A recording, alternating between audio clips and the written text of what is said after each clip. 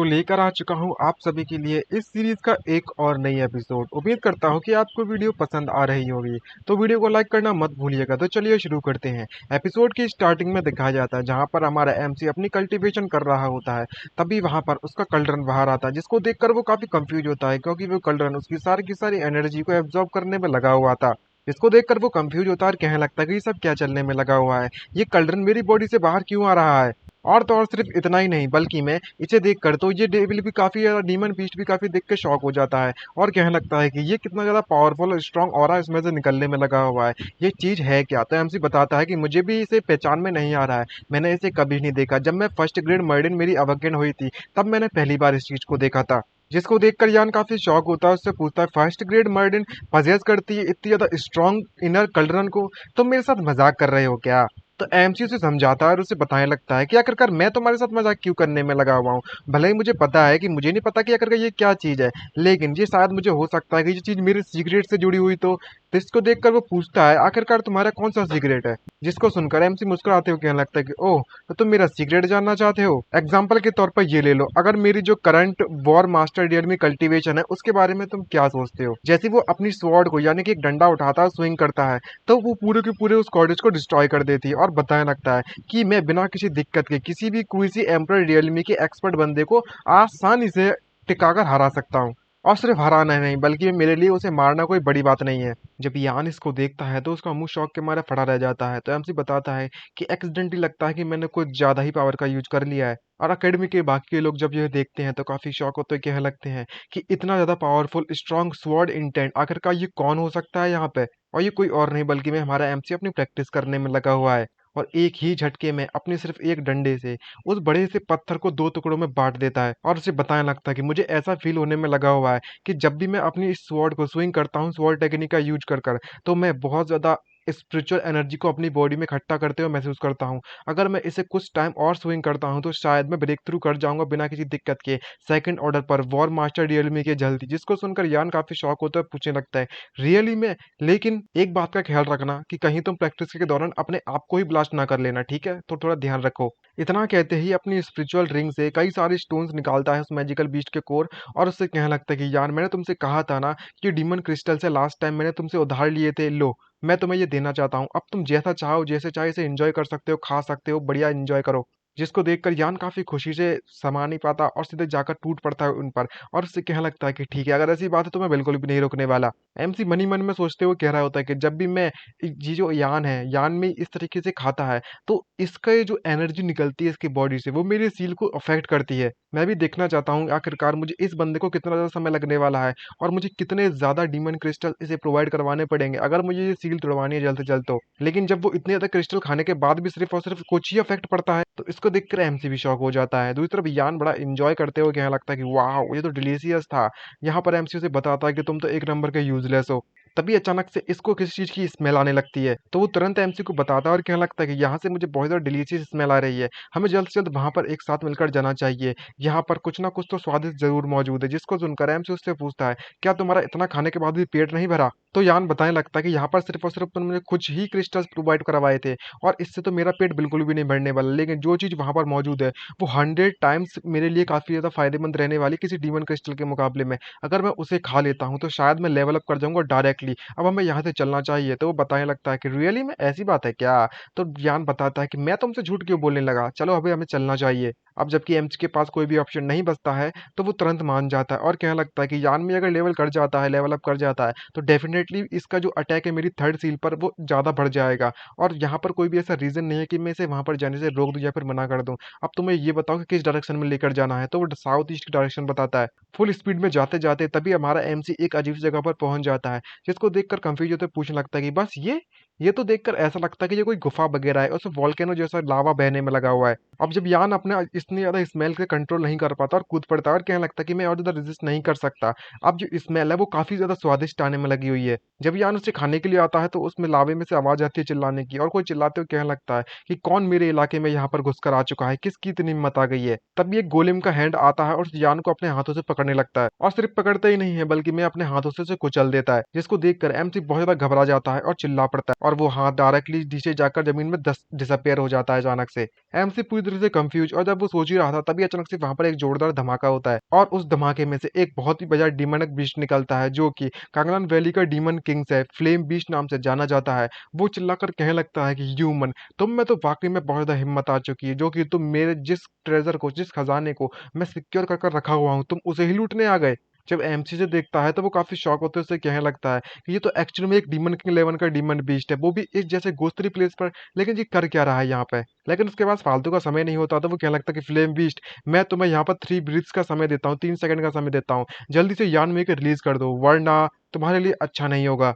जब उसे धमकी दे ही रहा होता है तभी इस फ्लेम बीस्ट का हाथ जोर से ब्लास्ट करता है, जिसको देखकर वो बुरी तरह से कंफ्यूज और पूछने लगता है कि आखिरकार यहाँ पर क्या चलने में लगा हुआ है। तो यान कहने लगता है कि डैम इट, तुम स्नीकी बास्टर्ड कहीं के, तुम डिस्ग्रेसियल कहीं के, मेरे साथ तेरा ऐसा करने की हिम्मत भी कैसे हो गई? इस फ्लेम बीस्ट को काफी गुस्सा आती है क्योंकि इसका जो हाथ तोड़ दिया जा चुका है, जिससे कि वो अपने आप पर कंट्रोल नहीं कर पाता, और कहने लगता है कि इसे तो मैं बिल्कुल भी माफ नहीं कर सकता, और एक बार फिर से अटैक कर पड़ता है यान को मारने के लिए। जब यान को इससे अफेक्ट नहीं पड़ता तो वो अपने सबसे पावरफुल अटैक का इस्तेमाल करता है, लेकिन यान को एक खरोंच तक नहीं आती। जब कहने लगता है कि तुम इतना ज्यादा पावरफुल और कहाँ से आने में लगा हुआ है, फ्लेम भी चीजें सोचता है क्योंकि जो यान है इस वक्त काफी गुस्से में होता है और कहने लगता है कि आखिरकार इसकी हिम्मत कैसे हुई मुझे स्क्रैच मारने की या फिर मुझ पर अटैक करने की। और फ्लेम भी डर जाता है और कहने लगता है कि मुझे यहाँ पर अचानक से इतना पावरफुल ब्लड लाइन सप्रेशन महसूस क्यों होने में लगा हुआ है। और तभी यान अपने ड्रैगन फॉर्म में आ जाता है, डेमोनिक बीस्ट बड़े वाले फॉर्म में आ जाता है और सीधे जाकर उस फ्लेम बीस्ट पर अटैक करने पड़ता है, और क्या लगता है कि मैं तुझे तो अभी खा जाऊंगा। जिसको देखकर फ्लेम बीस्ट की फट जाती है और वो बहुत ज्यादा बुरी तरह से डर जाता है और उससे माफी मांगते हैं। उससे कहने लगता है कि मैं ऐसा ऐसा कुछ भी करने का इरादा नहीं था, प्लीज मुझे माफ कर दो। अगर तुम मुझे जाने दोगे तो मेरे पास जो भी है, मेरा जो लावा हर्ट है वो मैं तुम्हें ऑफर करने के लिए तैयार हूँ। जिसको देखकर वो पूछता है कि लावा हर्ट क्या है। तभी इस मौके का फायदा उठाता है डीमन किंग और अपने साथी को बुलाता है और कहने लगता है अपने आप से, वाओ तुम तो मेरे जाल में फंस चुके हो, जल्द से जाओ क्यूशिव, जल्दी से जाओ और इसे मेरी मदद करो इसे मारने के लिए। तभी ये बंदा प्रकट होता है और पता चलता है ये तो कांगलान वैली का डीमन किंग है, क्यूई शू। जब हमारे इस ड्रैगन की फाइट चल रही होती है, इस फ्लेम बीस्ट के साथ यान की फाइट चल रही है, तभी पीछे से कोई इशू आता है और अपने जड़ों से उसे बांध लेता है और कहने लगता है कि फ्लेम बीस्ट यही मौका इस पर अटैक करने का। और फ्लेम बीस्ट भी इस मौके का भरपूर फायदा उठाता है ताकि उस पर अटैक कर उसे मार सके। लेकिन जैसे ही वो अब दोनों मिलकर उस यान को मारने की कोशिश करते हैं तो उन्हें पता चलता है कि उसके अटैक से उस पर बिल्कुल भी खरोच भी ना दे पा रहे, जिसको देखकर वो यान उससे कहता है कि बस तुम इतना ही कर सकते हो। वो दोनों डिमोनों के बीच देखकर उनकी फट जाती है और उससे पूछने लगता है कि ये सब क्या चलने में लगा हुआ है, फ्लेम बीस्ट क्या तुम अभी तक पेट नहीं भरा है तुम्हारा? यान को काफी ज्यादा गुस्सा आती है और वो चिल्लाते उससे कहने लगता है कि तुम दोनों की इतनी हिम्मत कैसे हुई मुझ पर इस तरीके से चुप कर अटैक करने की। तभी दोनों के दोनों घुटनों के ऊपर टिक कर माफी मांगते हैं और उससे कहने लगता है कि सॉरी सॉरी मुझे माफ कर दो, मैं गलत था और मुझे भी माफ कर देना। लेकिन यान काफी गुस्से में होता है और एक जोरदार पंच मारता है, दोनों को बहुत ज्यादा दूर फेंक देता है और उनको बताने लगता है कि तुमने मेरा तुम जैसे लोली डीमंस ने मेरा समय बर्बाद कर दिया है, मेरे लिए मेरा खाना ज्यादा इंपॉर्टेंट है। और वो तो हमारे एमसी को भी इग्नोर कर दिया। एमसी इसको देखकर पूरी तरह से कंफ्यूज और कहने लगता है कि जैसे कि मैंने उम्मीद की थी एक डिवाइन बीस्ट थे, वो भी अनदर वर्ल्ड से आया हुआ, ये तो वाकई में बहुत ज्यादा रौला निकलता है भाई लौंडे का कितनी रौला चल रहा है यहाँ पे। अब ये सब तो मजाक की बात थी। तभी वो हमारा यान उस जगह पर जाता है उस हार्ट को खाने के लिए। एमसी उसको काफी ज्यादा तारीफ करते हुए कहने लगता है कि यान तुम जितना चाहे इतना ज्यादा यहाँ पर खा सकते हो, मेरी जो थर्ड सील है सिर्फ और सिर्फ तुम पर डिपेंड करती है उसे तोड़ने के लिए। तभी अचानक से वो कुछ अजीब सी चीज महसूस करता है क्योंकि यान जैसे ही उस चीज को खाने लगता है तो उसका लेवल अप बहुत ज्यादा तेजी से होने लगता है और बताने लगता है कि ये तो काफी ज्यादा डिलीशियस है, ये एक कर्मा फायर रेड लोटस है, टॉप ग्रेड का वो भी। और तभी अचानक से यान उस लावा से जैसे ही बाहर निकलता है तो वो अपने आप को और द पावरफुल महसूस करता है, जिसको देखकर एमसी भी काफी खुश होता है और देखकर काफी मुस्कुराते हुए कहने लगता है कि वाओ तो यान में फाइनली इवॉल्व होने में लगा हुआ है। यहाँ पर यान उसे बताने लगता है कि जो एनर्जी है कर्मा फायर रेड लोटस की वो इतनी ज्यादा है कि मुझे कतई मजा आ गया। और तभी अचानक से वो कुछ अजीब सी महसूस करता है कि आसमान से बिजली तड़ककर उस पर गिरने में लगी हुई है और झटनाक से पूरे के पूरे यान को वो बिजली की तरह घेर ले जाता है। जोर का झटका जोर से लगने वाला था, जिसको देखकर एमसी उसको बचाने के लिए जाते उससे कहने लगता है कि ये तो ट्रिब्यूलेशन लाइटनिंग है ना, मुझे चाहे कुछ भी हो जाए यान को ब्लॉक करना ही पड़ेगा। और यान को बचाने के लिए जैसे ही आगे आता है और कहने लगता है क्या तुम ठीक हो, तो यान उसे बताने लगता है कि ये कितना रिफ्रेशिंग है, आखिरकार जो कर्मा फायर रेड लोटस है वो इतना डिलीशियस और इतना अच्छा क्वालिटी का था कि डायरेक्टली उसने मेरी रैंक को अप कर दिया, लेकिन इस चीज ने अभी भी मेरा पेट नहीं भरा। तभी एमसी सब मन में सोचते हुए कहने लगता है कि यान में ही फाइनली इवॉल्व हो चुका है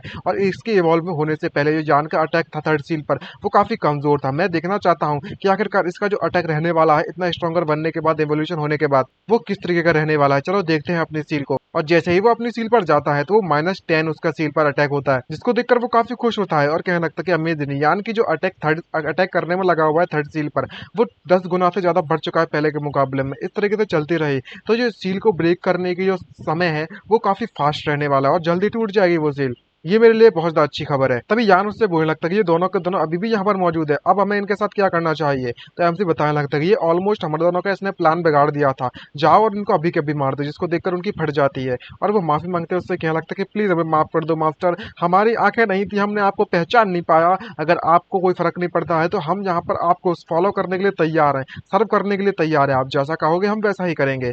जिसको सुनकर वो काफी खुश होते हुए कहने लगता है कि मुझे अभी भी यहाँ पर कुछ गेट कीपर्स की जरूरत थी कि इस कांगलान अकेडमी में, चलो अच्छा हुआ मैं इनका यूज करूंगा। और तभी उनको बताता और कहने लगता कि ठीक है, तुम आज से मेरे गेट कीपर रहने वाले हो और अभी से, और यान को लेकर वहां से जाने लगता है। और वो दोनों के दोनों घुटनों के बाद कहने लगता कि यस मास्टर, आप जैसा कहोगे हम वैसा ही करेंगे। और तभी वो अकेडमी में वापस पहुंच जाते हैं और तो बताने लगता है हमारा एमसी, यान मैं इस बात को लेकर काफी क्यूरियस हूँ, आखिरकार इवॉल्व होने के बाद तुम कौन सी रैंक पर पहुंच चुके हो। तो वो बताने लगता है कि ये तो मेरा सीक्रेट है, मैं तुम्हें ये सब नहीं बताने वाला, तुम्हें अगर पता लगाना है तो सबसे पहले तो तुम्हें बहुत ज्यादा पेट भर के मुझे खिलाना पड़ेगा। तो एमसी कहने लगता है कि तुम अभी भी यहाँ पर मुझे इतना सस्पेंस में रखे हुए हो, वाह बहुत ज्यादा स्मार्ट समझ रहे हो। ये सब इनका चल ही रहा होता है, तभी पीछे से एक जोरदार धमाका होता है, जिसको देखकर वो कंफ्यूज होता है और पूछने लगता है कि ये सब क्या चलने में लगा हुआ है, यहाँ पर इतना ज्यादा स्ट्रॉन्ग किलिंग इंटेंट कहाँ से आने में लगा हुआ है इधर अंदर से। अब ये बिल्कुल भी अपने आप पर कंट्रोल नहीं कर पाता और सीधे जाकर ऊपर छलांग मार देता है और देखने लगता है कि आखिरकार है कौन। और जैसे ही अंदर जाकर देखता है तो वो काफी सरप्राइज से भर जाता है, क्योंकि सामने देखता है तो कई सारे लोगों ने उस प्रिंसिपल को घेर लिया है उस पर अटैक करने के लिए। जिसको देखकर एमसी काफी खुश होता है और उससे क्या लगता है कि यहाँ तो बहुत बढ़िया नाटक एपिसोड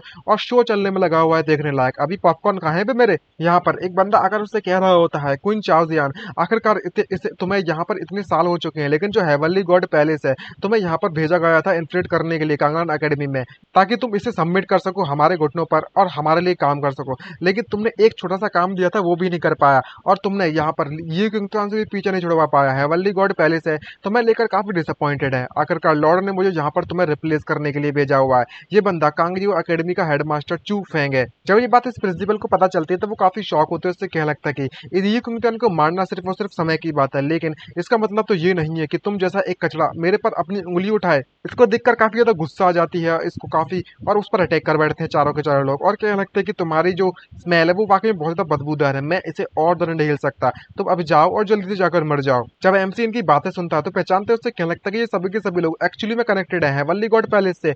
आखिरकार जिसको सुनकर यान उससे पूछता है कि हेवनली गॉड पैलेस है क्या, तुम्हें पता है इसके बारे में। तो वो बताता है कि मुझे नहीं पता कि आखिरकार ये है क्या, लेकिन मुझे सिर्फ और सिर्फ उसके बारे में पता ही नहीं लगाना, बल्कि मैं इतना पता है कि ये एक ऑर्गेनाइजेशन है जिसने ये फैमिली पर अटैक किया था, वो भी मल्टीपल टाइम्स। ये काफी ज्यादा पागल लोग हैं, पता नहीं क्यों अटैक करने में लगे, उनकी परेशानी क्या है। जहाँ पर इनकी फाइट चलती है तो उसे कहने लगता है कि तुम्हारी हिम्मत कैसी लॉर्ड की इच्छा को मानने, मतलब ऑर्डर को फॉलो ना करने की, तुम मरना चाहते हो कि मेरे हाथों से। जहाँ पर प्रिंसिपल भी हार नहीं मानता और बराबर उनसे फाइट करता है और उससे कहने लगता है कि लॉर्ड की साइड को मैं खुद हैंडल कर लूंगा, अभी तुम्हारे यहाँ पर औकात नहीं है कि तुम हमारे मैटर के बीच में इस तरीके से आओ। और एक झटके में प्रिंसिपल अपने अटैक का यूज करता है, उन चारों को दूर फेंक देता है और बताने लगता है कि बात करें तुम्हारे बारे में तो तुम बहुत ज्यादा बुरी बात करने में लगे हो मेरे बारे में, वो भी लॉर्ड के सामने। तो आज मैं तुम्हें बढ़िया सबक सिखाने वाला हूँ। जिसको देखकर वो बंदा आता और कहने लगता है कि तुम बस एक मेयर पाउंड थे, कुछ नहीं, एक चेस का पीस थे, और तुम इतने एरोगेंट समझ रहे हो अपने आप को, और तुम लॉर्ड को देखना चाहते हो तो ये लो। तभी एक टोकन दिखाता है और उस टोकन में से ब्लैक कलर की एनर्जी निकलती है और उसमें से कहने लगता है उसको, उस पर अटैक करते हुए, अब तुम यहाँ पर किसी काम के नहीं रहे हो, अब तुम्हें मरना होगा। और ब्लैक कलर की एनर्जी निकलते हुए, आई मीन पर्पल कलर की एनर्जी निकलते हुए, उसमें से बहुत ज्यादा स्केलेटन्स का शेप वहां पर आता है।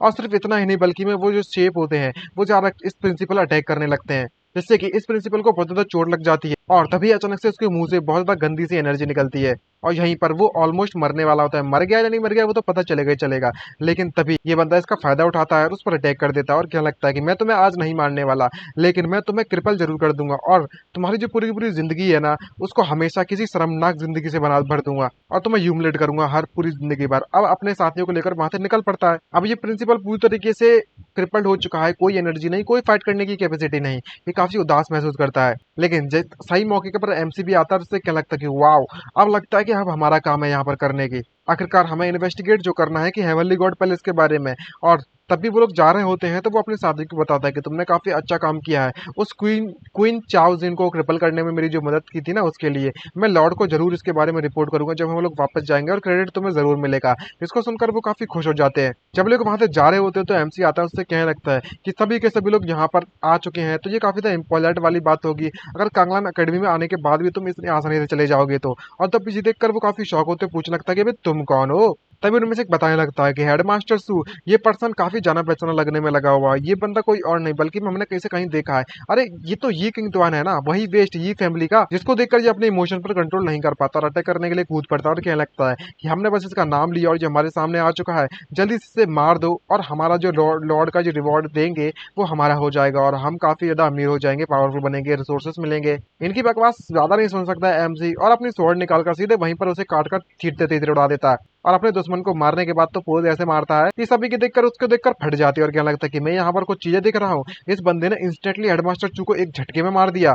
लेकिन ये सब चल क्या रहा है कुछ समझ नहीं आ रहा है। एमसी रुकता नहीं है और एक ही फ्लैश में आता है उनके पास और कहने लगता है कि हेवनली गॉड पैलेस आखिरकार काफी ज्यादा समय से मेरी ये फैमिली के खिलाफ प्लॉट करने में लगा हुआ है। अगर तुम जिंदा रहना चाहते हो तो तुम उसके बारे में सब कुछ सच सच मुझे बता दो, वरना तुम पक्का मारे जाओगे। जब इनकी फाइट चली रही होती है तो पीछे से एक बंदा आकर हमारे एमसी पर अटैक करता है, लेकिन यान ऐसा कैसे होने दे सकता है। यान भी कूदता है और बिना किसी दिक्कत के एक झटके में उस बंदे को वहीं पर पछीड़ देता है। उनमें से एक टकला चिल्लाते उससे कहने लगता है कि बच्चे तेरी हिम्मत कैसे हुई हेवनली गॉड पैलेस को इस तरीके से अपोज करने की, तुम आज नहीं तो कल तुम पक्का मारे जाओगे। एमसी के बाद इतना पेशेंट नहीं होता और वो एक थप्पड़ मारता उसके चेहरे पर जिससे कि उसके थोबड़े की शक्ल बिगड़ जाती है और कहने लगता है कि अपनी बकवास करना बंद करो। और तभी दूसरे बंदे को पकड़ता है और कहने लगता है कि अब तुम्हारी बारी है, लेकिन उसकी इतनी फट जाती है कि वो डर के मारे सब कुछ बताने के लिए रेडी हो जाता है और बताते उससे कहने लगता है कि लॉर्ड ने रिसेंटली में डिसेंड हुए हैं हेवनली गॉड पैलेस में, I mean heavenly God palace से। और सिर्फ इतना ही नहीं है, बल्कि मैं जहां तक मुझे पता है उसके बारे में जो कांगलान अकेडमी है उनके पास एक ऐसी चीज है जो कि हेवनली गॉड पैलेस के गॉड चाहते हैं, लॉर्ड चाहते हैं, और वह चीज अभी भी इस अकेडमी में मौजूद है।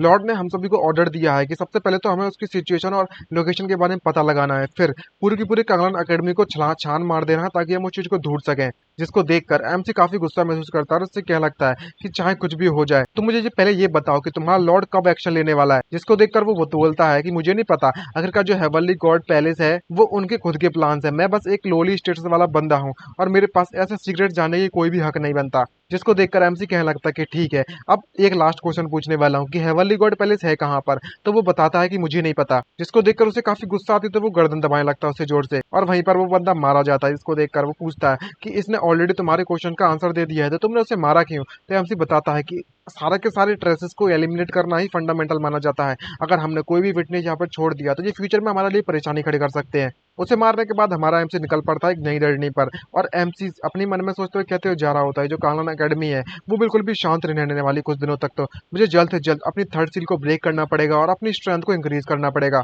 तभी यहाँ पर एक टीचर आती है और सभी लोगों को इकट्ठा करती है और बताने लगती है कि तुम सभी को मैं सबसे पहले तो कॉन्ग्रेचुलेशन करना चाहूंगी कि आप सभी लोग कांगलान अकेडमी में एंटर ले पाए और आज मैं क्लास असाइनमेंट दूंगी सभी को और सभी लोग मेरे यहाँ पर मौजूद तो है ना। तो उनमें से एक बंदा बताता है कि टीचर ये जी किंग तो है वो अभी तक यहाँ पर नहीं आया। जिसको सुनकर जो ये किंग का नाम सुनती है तो वो काफी सरप्राइज हो जाती है, लेकिन तभी एंट्री होती है हमारे एमसी की और मुझसे माफी मांगते कहने लगता है कि मुझे माफ करना मैं लेट हो गया। जिसको देखकर वो मनी मन में कह लगते कि अच्छा तो ये है ये किंग त्यान जिसने ओल्ड प्रिंसिपल की डेथ का कारण बना था। तभी वो उसका हाथ पकड़कर एक कोने में ले जाती है कुपचे में और उससे कहने लगती है कि तुम सर्वेंट क्लास में जाने वाले हो, तुम्हारे पास यहाँ पे कुछ भी करने के लिए नहीं है, जाओ और अपना काम करो वहां पर। ये सुनकर एमसी शॉक होते पूछने लगता है कि सर्वेंट्स, लेकिन क्यों। तभी उसके सामने एक फेटी आता है और पता चलता है कि इसका नाम चैन फू है जो कि सर्वेंट क्लास का हेड है। जो आकर उस पर कहने लगता है कि तुमने बिल्कुल सही कहा, आज से और अभी से तुम सर्वेंट क्लास के यहाँ पर काम करने वाले हो, तुम यहाँ पर कुछ भी चुन लो और मुझे जाकर फॉलो करो फटाफट से। ये सुनकर यान उससे कहने लगता है कि तुम तो काफी पैथेटिक हो, एक्चुअली में एक सर्वेंट बन चुके हो। तभी फैटी उसे चढ़ाते उससे कहने लगता है क्यों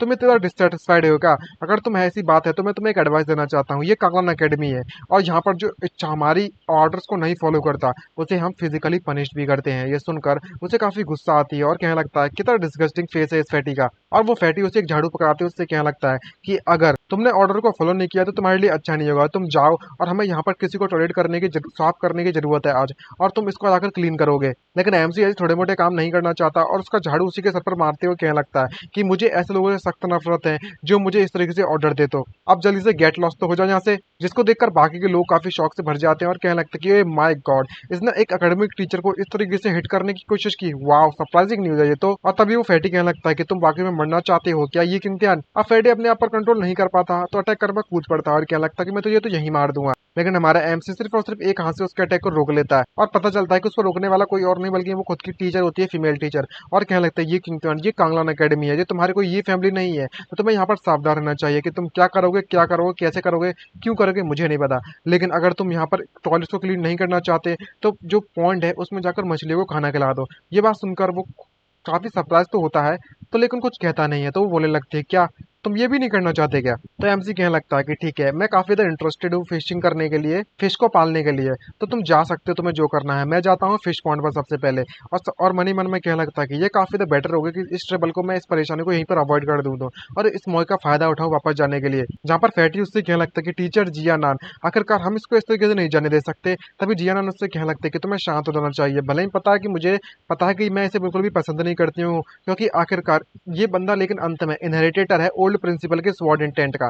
तो फैटी बताने लगता है कि इसके बारे में बात करें तो मुझे ये चीज वाकई में बहुत गुस्सा दिलाती है, आखिरकार इसी कारण तो हमारे जो ओल्ड प्रिंसिपल्स हैं वो मारे गए थे, उनकी हालत ऐसी हो गई है। तभी हमारा एमसी एक कोर्टयार्ड में आता है और देखकर कहने लगता है कि यहाँ पर क्या है, यहाँ पर पॉन्ड कहाँ पर, जहाँ तक मुझे याद है कि यहीं पर होना, कहीं यहीं आसपास होना चाहिए था। और जैसे ही हमारा एमसी पॉन्ड को ढूंढ रहा होता है तभी सामने उसे एक लड़की दिखाई देती है और पता चलता है कि लड़की कोई और नहीं बल्कि मैं ली यू है, ली हावरान की ग्रैंड डॉटर, वही ओल्ड प्रिंसिपल जो कि अपना स्वॉर्ड इंटेंट देकर यहाँ से निकल लिए थे। यहाँ पर पता चलता है कि ये उन लिटिल फिश को खाना खिलाने में लगी हुई है, उनसे कह रही होती है कि लिटिल फिश आखिरकार तुम कब बड़ी होगी, काश काश यहाँ पर तुम मुझसे इस तरीके से बात कर पाती तो शायद मुझे यहाँ पर कोई कंपनी देने के लिए होता। और तभी वह लिटिल फिश वहां पर आसमान से उस पर कूदती है और उस पर पानी गिरा देती है, जिसको देखकर वो कहने लगते कि तुम तो वाकई में बहुत ज्यादा नोटी हो रही हो जिया होंग। उस फिश का नाम रखा है इसने। और जब ये इसके साथ खेली रही होती है तभी उसका पैर फिसल जाता है, जिससे कि वो डायरेक्टली पानी में गिरने लगती है और छई छपाक छई छई हो जाती है उसके साथ, जिसको देखकर एमसी घबरा जाता है और पानी में कूद पड़ता है और कहने लगता है कि अरे नहीं, कोई पानी में गिर चुका है। और जैसे जैसे वो पानी में डूबने लगती है तो हमारा एमसी उसे बचाने के लिए बढ़ने लगता है और मदद मांग रही होती है वो। अब जबकि एमसी के पास कोई ऑप्शन नहीं बचता तो फटाक से जाकर सबसे पहले उसकी तरफ पकड़ता है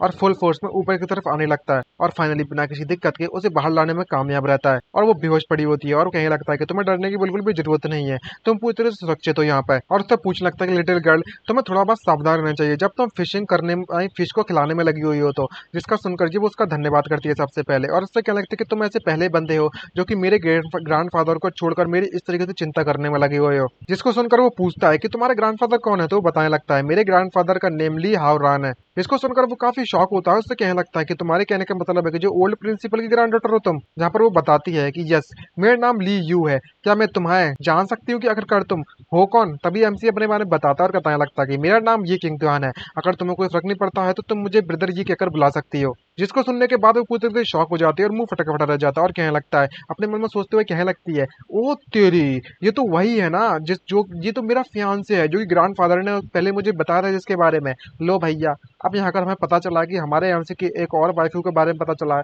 और वो कोई और नहीं बल्कि मैं ये है। लेकिन ये बात एमसी को नहीं पता इस वक्त, अभी तक तो नहीं पता मेरे ख्याल से। तो वो उससे पूछने लगता है ये क्या हुआ, तुम्हें इसके अंदर तो शौक क्यों हो गई हो? तभी वो शर्माती है और वो कुछ कह नहीं पाती। तो एमसी उससे ज्ञान उससे कहने लगता है कि ये तो ऑब्वियस वाली बात नहीं है कि ये बस थोड़ी सी डरी हुई है इस वक्त। खैर ये सब एक अलग मैटर है। तो वो शर्माती हो जाती है और उससे कहने लगता है कि ये कोई बड़ी बात नहीं है, मैं बस नहीं पता कि आखिरकार इस मूवमेंट पर मुझे क्या कहना चाहिए। एनीवे तुम्हारा बहुत बहुत धन्यवाद विदरी मुझे बचाने के लिए। जहाँ पर वो शर्माते हैं वो भी कहने लगता है, लच मारते हैं, तुम्हारे जो ग्रैंडफादर है उन्होंने मुझे काफी तक काइंडनेस दिखाई दी, काइंडनेस, तो ऑब्वियसली बात है कि मैं तुम्हारी इतनी मदद तो कर ही सकता हूँ। और तभी जो मछली होती है, आई मीन जो फिश होती है, वो पॉन्ड से उचकने लगती है, जिसको देखकर एमसी उससे कहने लगता है कि ओह तो तुम हो वो फिश, अच्छा। तो वो बताने लगती है हावरन कि ये जो फिश है वो मेरे ग्रैंडफादर के द्वारा यहाँ पर लाई गई थी, इसका नाम याओ होंग है। जिसको देखकर एमसी बताने लगता है कि तुम्हारी फिश काफी इंटरेस्टिंग है, अभी इसकी स्प्लिट देखकर पता चलता है कि ये ड्रैगन में ट्रांसफॉर्म होने वाली है। तुम्हारे जो ग्रैंडफादर थे वो काफी ज्यादा काइंड थे, उन्होंने मेरी काफी मदद भी की है, तो ये जो कार्प है मैं इसकी मदद करता हूँ और इसको थोड़ा सा हैंड देता हूँ, हेल्प करता हूँ ताकि वो ट्रांसफॉर्म हो सके एक रियल ड्रैगन में। और जो बॉल उसने समन की थी वो उस वाटर में थ्रो कर देता है, जिससे कि उस वाटर में अजीब सी हरकतें होने लगती हैं। और जो बॉल थी वो एक ड्रैगन की स्पीड थी जो कि इस कार्प से यानी कि इस फिश से मर्ज होने लगती है और उसकी जो साइज है वो काफी बड़ा हो जाता है। जिसको देखने के बाद ये काफी शॉक होती है और चिल्लाते हुए कहने लगती है कि हे भगवान, आखिरकार ये वाकई में एक ट्रू ड्रैगन में ट्रांसफॉर्म होने वाली है।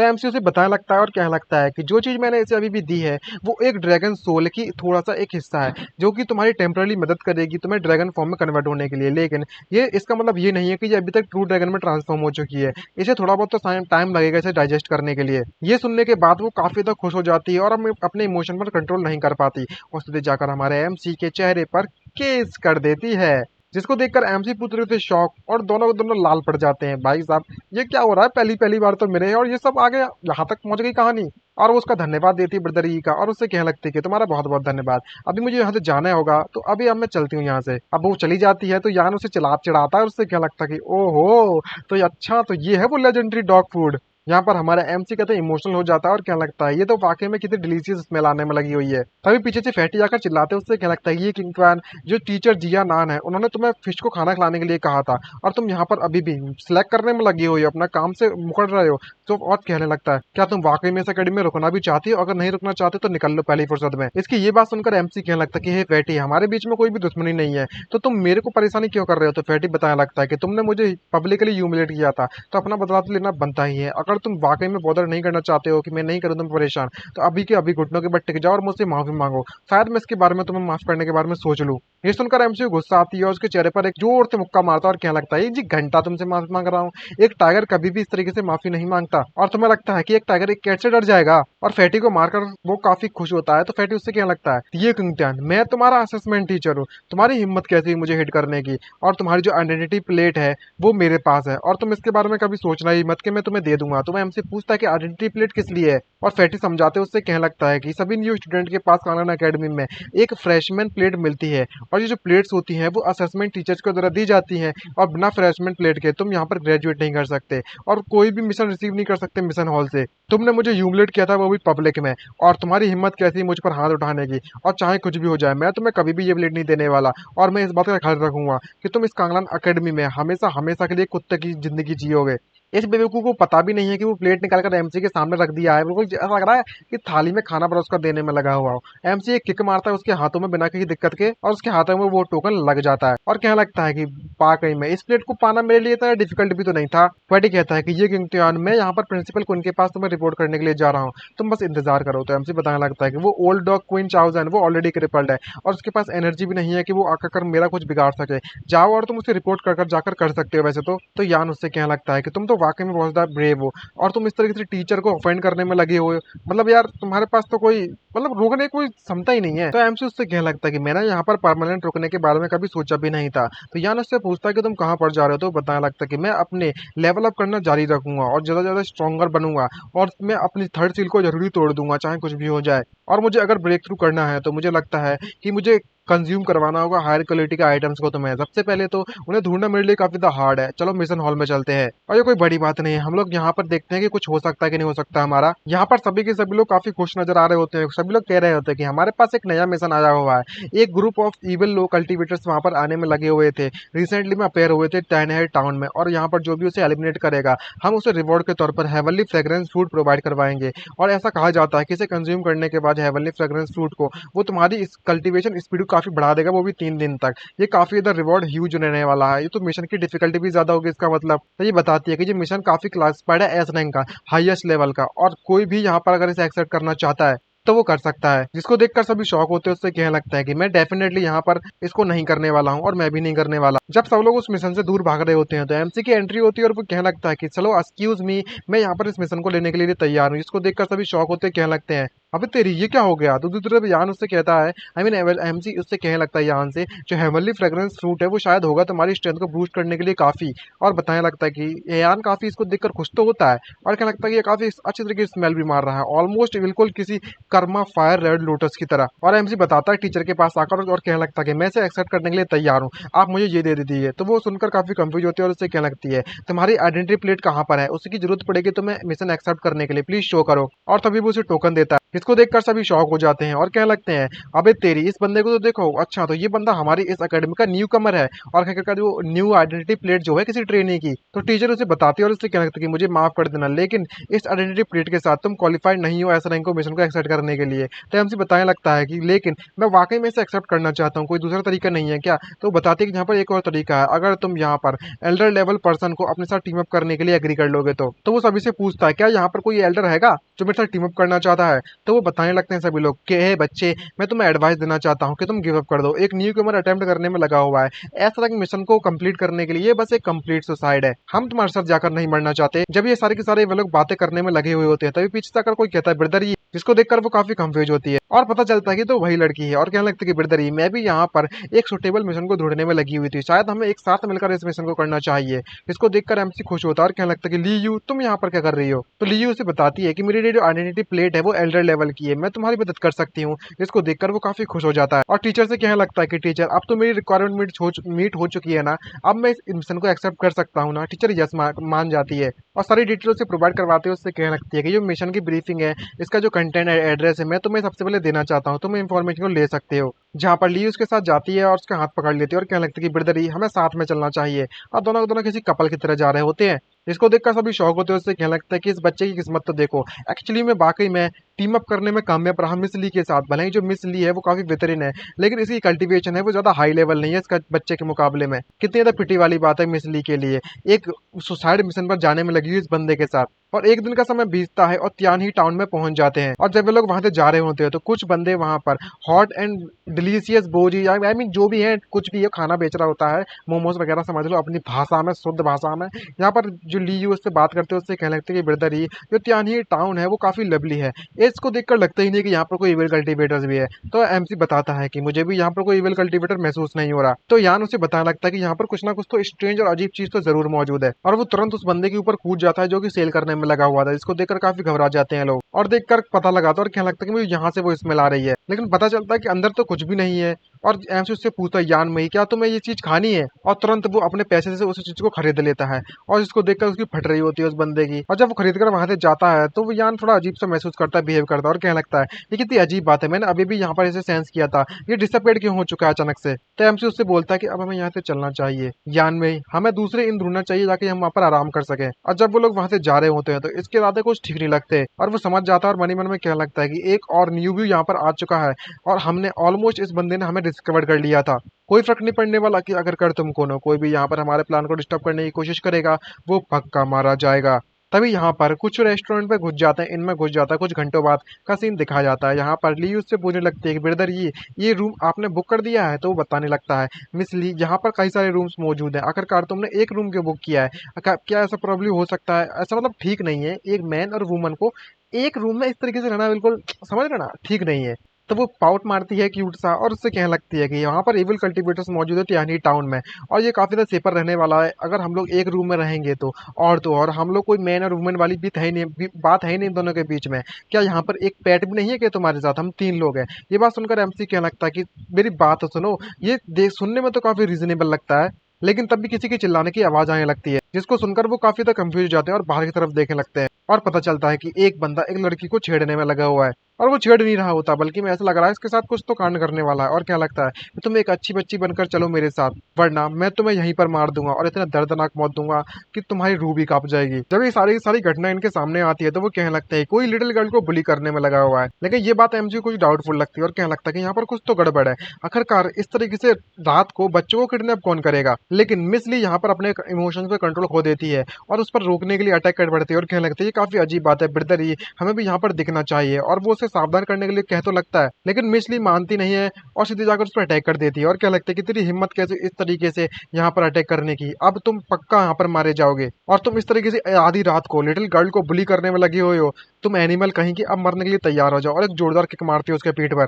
और उसको पीटने के बाद वो लड़की सीधे जाकर दूसरी लड़की को बचा लेती है और कहने लगती है कि तुम्हें डरने की जरूरत नहीं है। जब ये इविल कल्टीवेटर ये सब देखता है तो वो काफी गुस्सा महसूस करता है और उससे क्या लगता है कि किसकी हिम्मत होगी इस तरीके से एम्बुश करने की और पीछे की तरफ देखकर चिल्लाते हैं उससे क्या लगता है कि अपने आप को शो करो। और तभी दूसरी तरफ देखता है तो भाई साहब वो पीछे खड़ी है, अबे चौमू कहीं के, पीछे देख ले। और पीछे देखकर क्या लगता है कि एक्चुअली में ये बस एक लड़की है, तुम बिल्कुल सही समय पर आई हो वुमन, मुझे और भी तो यहाँ पर जरूरत थी मेरा बेड वार्म अप करने के लिए आज रात को, अरे एक अच्छी बच्ची बनो और मेरे साथ चलो। लेकिन वो इतनी पावरफुल होती है कि एक ही झटके में उसको दूर फेंक देती है और कहने लगता है कि डिस्गस्टिंग, तुम मुझसे दूर बने रहो तो बढ़िया है। लेकिन जैसे वो अपने फुल पावर का अटैक करती है उस बंदे पर अटैक करने के लिए तो उसको पता चलता है कि ये कुछ अजीब तरीके की शील्ड यूज कर रहा है, और ये भी पता चलता है कि ये बंदा एक इविल कल्टीवेटर है, जिसको देखकर वो काफी खुश होता है और कहने लगता है कि हम लोग इविल कल्टीवेटर्स हैं। यहाँ पर कोई भी ऐसी चीज नहीं है जो कि अच्छी और बुरी हो। यहाँ पर जो सो कॉल्ड जस्टिस है वो बस एक फालतू का एक्टिंग है।